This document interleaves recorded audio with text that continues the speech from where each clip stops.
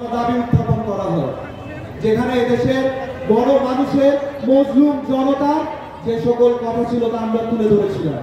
আফসোস সেদিন মিডিয়া তা প্রকাশ করেনি।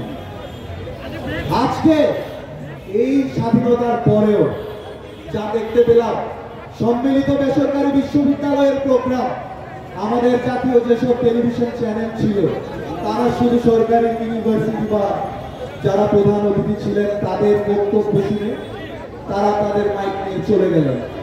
তাহলে সমাজে মিডিয়া থেকে যদি বৈষম্য দূর না হয়, তাহলে সমাজ থেকে কিভাবে বৈষম্য দূর হবে বলেন? আমার মা বাবা আমাদেরকে কষ্ট করে নিজেদের মাথার ঘাম পায়ে ফেলা টাকা দিয়ে, ট্যাক্স দিয়ে আমাদেরকে পড়ায় প্রাইভেট ইউনিভার্সিটিতে। সেই ইউনিভার্সিটির স্টুডেন্ট আমরা যখন কোনো কিছু লোভ ছাড়া আমরা জীবন দিলাম, প্রাণ দিলাম, আমরা সব দিলাম, আমরা গুম হলাম, আপনাদের আমাদের কথা শোনার সময়টুকু নেই। আসলে এই কথাগুলো আমার বলার উদ্দেশ্য ছিল না। আমি জানতাম দেশের স্বাধীনতার সার্বিক পরিস্থিতি এবং সকল বিচার আচার নিয়ে সকলেই কথা বলবে। আমি একটা কথা বলতে এসেছিলাম, আমার প্রাইভেট ইউনিভার্সিটি যে শিক্ষার্থীরা আমাদের পিছনে ছিল, আমার যে ভাইরা আমার পাশে ছিল, যাদের জন্য আসলে এই সত্যিকারের এই স্বাধীনতা, যারা প্রাণ দিয়েছিল বলে গুম হওয়ার পরেও আমি মুক্ত হতে পেরেছি, যাদের জন্য এই স্বাধীনতা, সেই আমার ভাই বোনদের একটা প্রাণের কথা। আপনারা জানেন প্রাইভেট বিশ্ববিদ্যালয়ে আমরা যে রিসার্চ করব, সরকার থেকে আমাদের কোনো অনুদান নেই।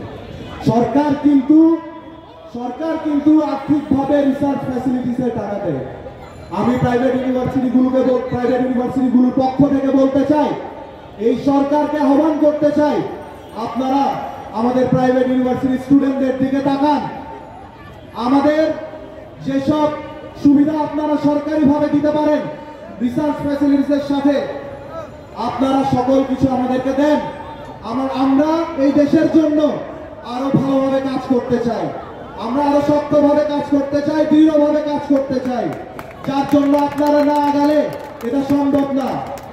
আরো একটা কথা, সরকার থেকে জারি করা হয়েছে প্রজ্ঞাপন, জুলাই অভ্যুত্থানে যারা আহত হয়েছে তাদেরকে ইউনিভার্সিটিগুলো স্কলারশিপ বা ওয়েভার দিবে নির্দিষ্ট পরিমাণে। কিন্তু আমাদের বিশ্ববিদ্যালয়গুলোতে আমরা দেখতে পাচ্ছি তাদের অনীহা, তারা দিতে চাচ্ছে না, তারা দিলেও হয়তো একটা সেমিস্টার দিতে চাচ্ছে। তাহলে আমি আপনাদের কাছে প্রশ্ন করতে চাই, আমার যে ভাইটা এক চোখে আহত হয়ে বসে পরীক্ষার হলে লিখবে, তাহলে ওর চিকিৎসার খরচ ওর পরিবার চালাবে, সরকার চালাবে কি না সরকার? আপনারা কে উত্তরটা দিবেন? তাহলে তার শিক্ষার দায়টা কে নিবে?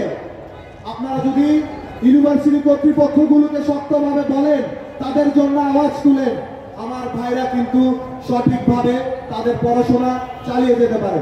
আমি আমার বক্তব্য দীর্ঘায়িত করবো না। আপনারা আমার কথা শুনেছেন, আমার ভাইদের কথা শুনেছেন, ধন্যবাদ।